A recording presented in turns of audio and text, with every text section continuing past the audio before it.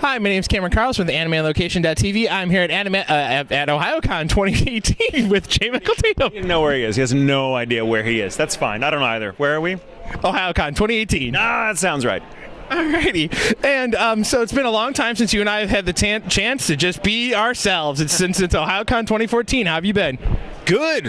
I've been great. Has it really been that long? Damn. Not long enough. No. I'm doing great. Things are going well.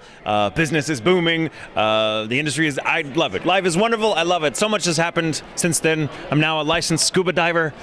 Yeah. That's new. What else? I'm teaching now. Yeah. Started teaching voice acting a few months ago. Starting my own workshops. In addition to continuing work as a writer and an actor and con-goer and all-around stuff. So I've been a very, very, very busy bee in the past 4 years. I know, because Mr. Sonny Strait actually promoted the fact of your class. Yes, Sonny is great. He's giving me use of his studio for my first workshop. So. Alrighty, so as our giggles were evident at the beginning of the interview, this year you are being roasted, good sir. How do you feel?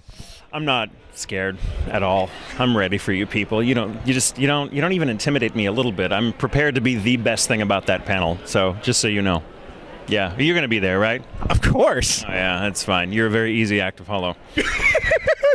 That's pretty much true. So since last time we got to talk, you've taken on more work doing script adaptation and all that type of stuff. Yeah. How's it going for you? I mean, it's not an easy gig as most people think it is, but how do you approach it? Well, the way we write has changed with the simuldub process. Now, simuldubs, as many of you know, come out usually within a week of the original Japanese, sometimes at the same time, depending on the license agreement.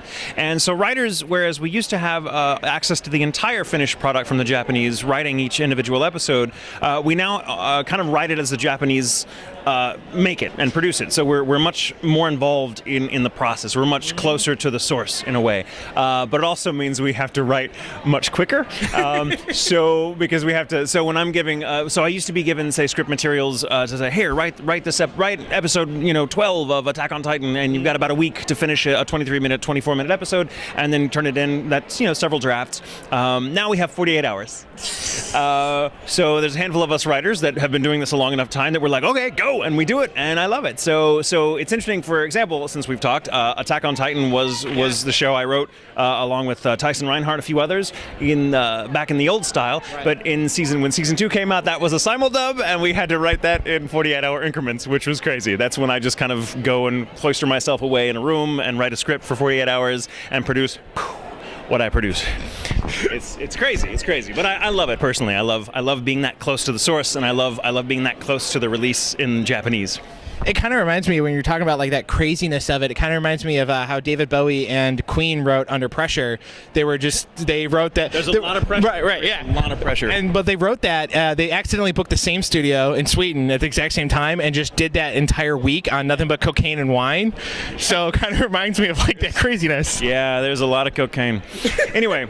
Alrighty. So also, since the last time we got to talk was the end of that anime show, which had ended in 2014, and you have now made a decision to now go back into podcasting.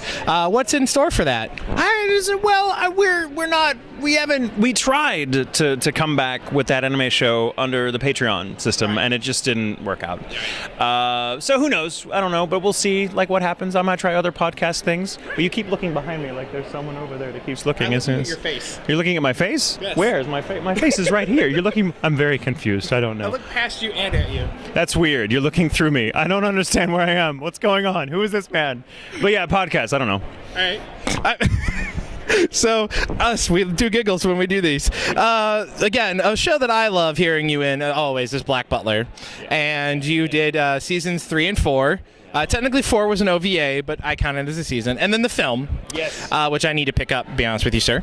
And I loved your French with Brina, which was quite a astounding fact that you were both able to match Japanese doing French and then you yourself doing French. So how is it just doing all that stuff? I love it. The French was cool. I'm fluent in French, so I helped coach Brina on what to say in that little piece of dialogue, and we had a lot of fun.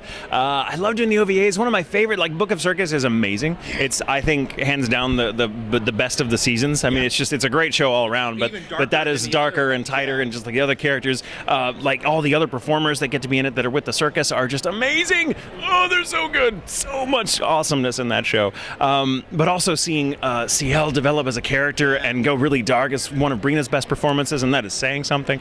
Book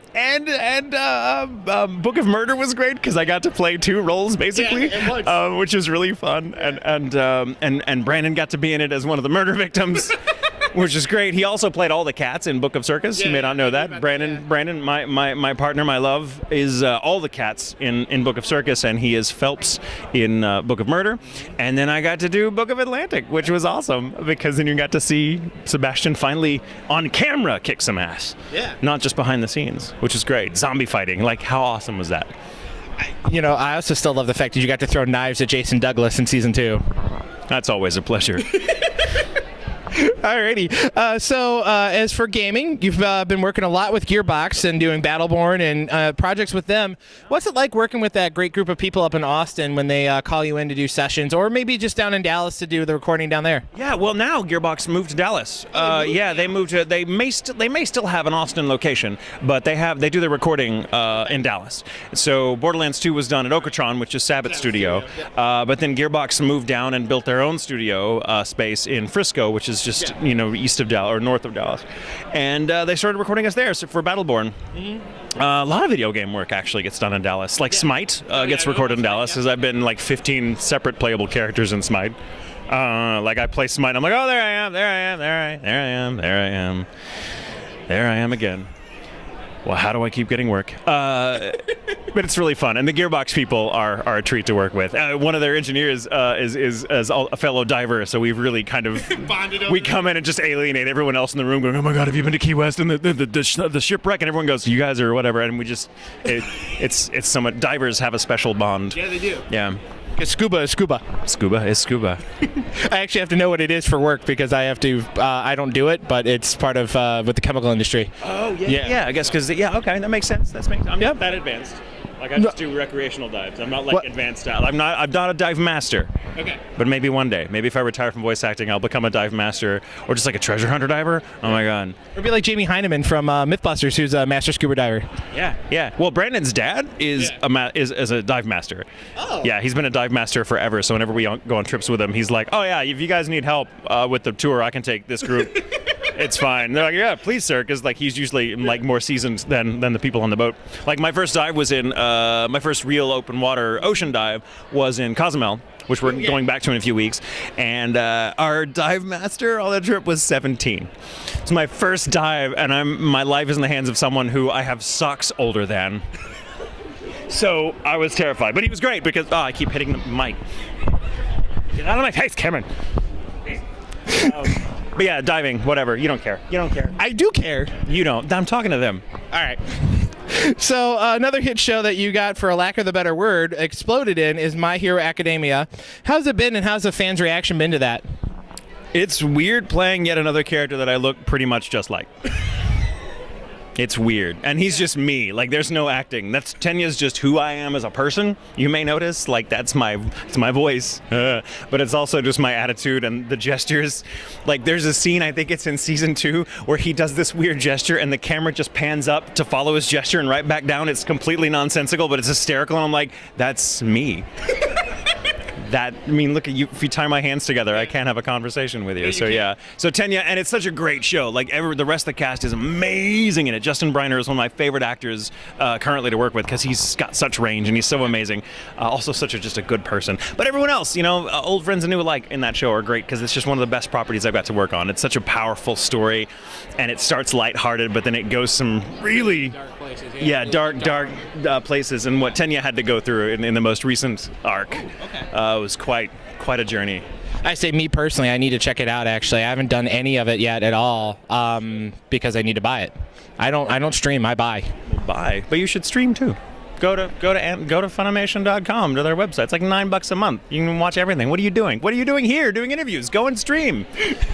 I may end up after talking to you. It comes out much sooner on the Funimation website than it comes out on DVD. You'll be like, oh yeah, that's I just found the show you did 8 years ago. Well, come on. Actually, that happens a lot with you and I. I know. You're like, oh, so this little show I just watched, Spice and Wolf. I'm like, you mean from 11 years ago? Yeah.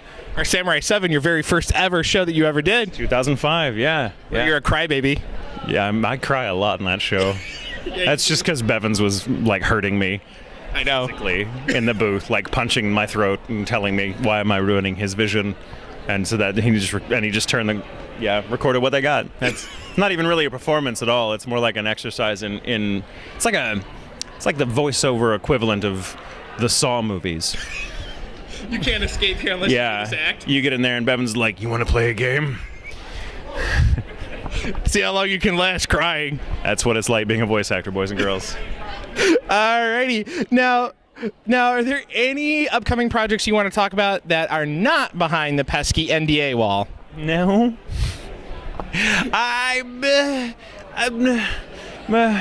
What am I doing right now? I don't know. You're here. I'm here. I can talk about being at the con, which is fun. First time in 4 years, as we've established, which is really cool. I'm the roasty. That's fun. I'm doing a lot of stuff. I'm currently writing the simuldub of Garo Vanishing Line, which is I love the Garo franchise. It's one of my favorites. I've got to work on most stages of the franchise, and so Finishing Line is the first time I've been able to get back in the saddle for that one for a couple of years, which is always a joy. Caitlin Glass is directing it because she's brilliant. What else? Lots of stuff. I never know. You know this. I know. You should know. I do. Let me look it up on my phone. No. Alrighty, now, we of course know that you and I love to talk on Twitter. We love to talk on Facebook. Do you do an Instagram yet? No? That's a no? I have an Instagram account. I don't think I've posted a picture to Instagram in 5 years. Well, that was the last time we met, so it's okay. It'll just be from the past. I think I'm still, like, cue-balled in my Instagram pictures because I had shaved my head 4 or 5 years ago, which freaked everybody out. It was the best thing. Everyone was like, "Why?" I'm like, "Why are you freaking out? Would you want my hair?" Here. I mean, here you can you can not have any of mine. Here's a bag of it. Just take it home. There you go. Yeah. It's happy. Alrighty. Now we know about those Twitters and Facebooks. What are they, so other fans may know about them? Twitter is jmichaeltatum.com or jmichaeltatum@twitter.com, whatever the handle is, but it's just jmichaeltatum. And I'm Michael Tatum on Facebook. And I am thinking about getting my own website started soon. And keep track on Sunny Straight Studios. You can keep track of the workshops I'll be teaching on that website. So be sure to go to Sunny's website and Funimation.com for streaming stuff that I'm in and I'm writing. Alrighty, and is there a final message you want to get out to all the wonderful fans that have just been keeping up with you and just giving you so much love and support? Thank you, really, honestly, from the bottom of my heart. I know I'm a smart ass, but I totally mean it when I say, I really am, but I do mean it when I say thank you. You fans have made this the best journey ever, and every time I come to these cons, even when I have to talk to schmendricks like this, you make it all worthwhile. So thank you from the bottom of my heart. I love you, buddy. Thank you so much for coming out. I love you too, you pain in my ass. I'm out.